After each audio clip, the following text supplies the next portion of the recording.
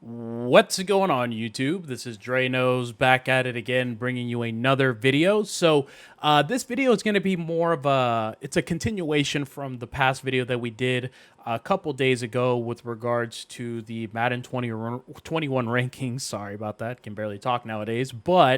Anyways, today's video is going to just, like I said, just be a continuation from the first one. So I guess it's a part two, just because throughout the week, they've been releasing new rankings every day for certain types of positions, and we're almost towards the end of the week. So I figured, why not make one other video here just to provide more content for you guys. But first and foremost, if you guys are enjoying the content, first of all, I appreciate you guys hitting that like button, and if you guys want more content like this, feel free to chime in down below.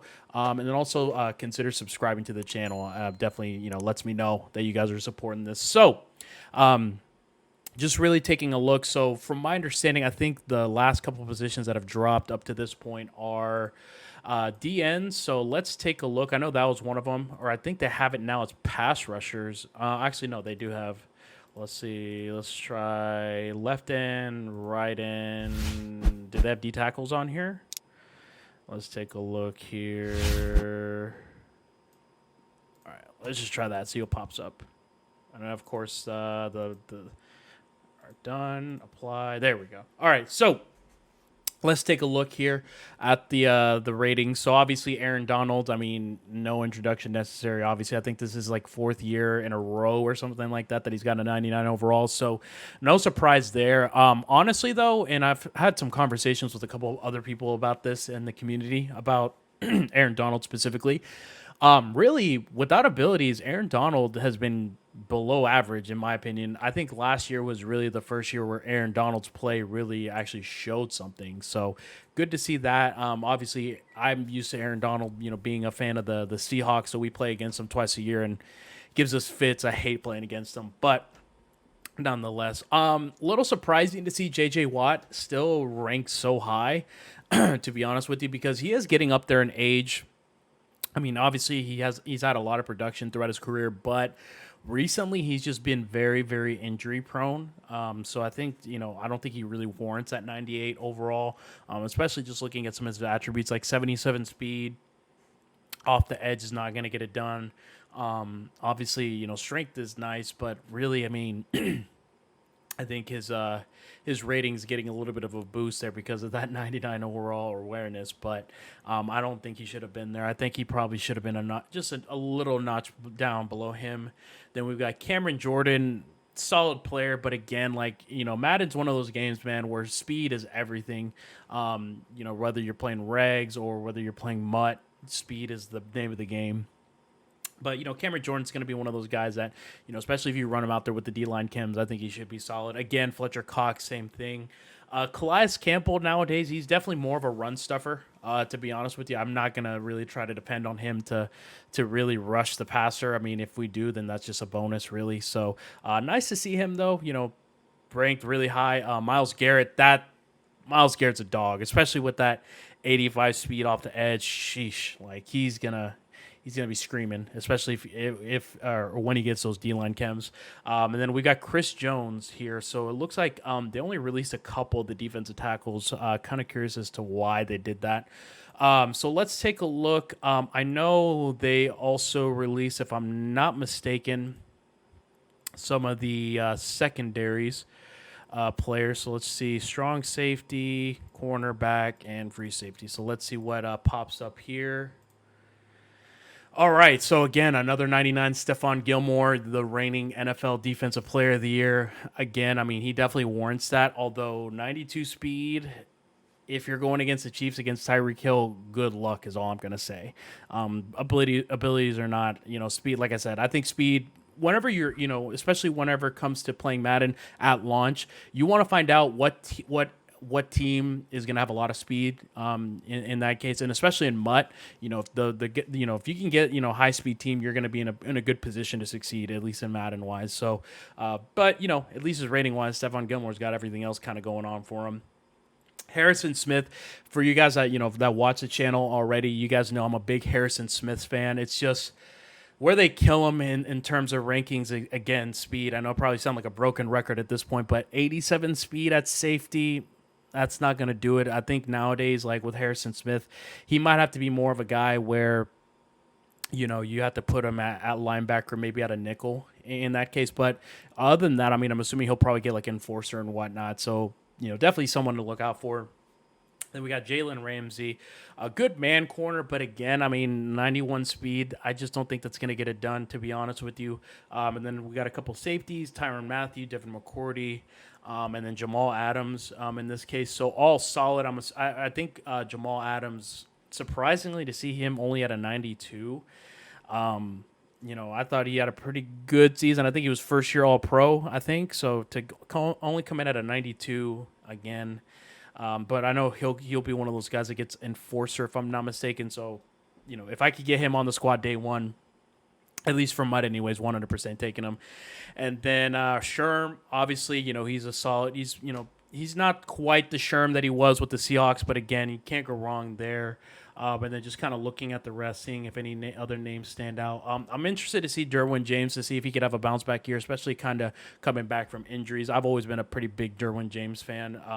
Just going back to playing with the Chargers in CFM. Like, dude's a glitch. Dude's a dog.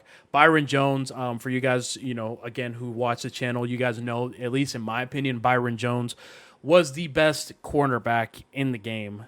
Just his ability to really just jump everything. It was ridiculous. So, a big fan of Byron Jones. Darius Slay, again, with the Eagles, solid. ET3, thank God they took away that film study ability, or was it X Factor or was it an ability? Whatever it was, we didn't need it in the game, and thank God, the developers listened to the community and took that out in that case, because I thought that would have been really bad for the game. Pat Pete, even though he's getting up there in age, still comes in at an 88, and then just kind of looking through some of the rookies on here. They got a ton of rookies on here. I'm surprised they have as many rookies as they do. I'm guessing this past season was a big secondary year, based on what I'm seeing on here. But let's take a look. Let's take a look at who the fastest corners are. Okay, it's only on the first page. So fastest corners, real quick. I'm just kind of curious. I don't know why. Yeah, where's Dante Jackson?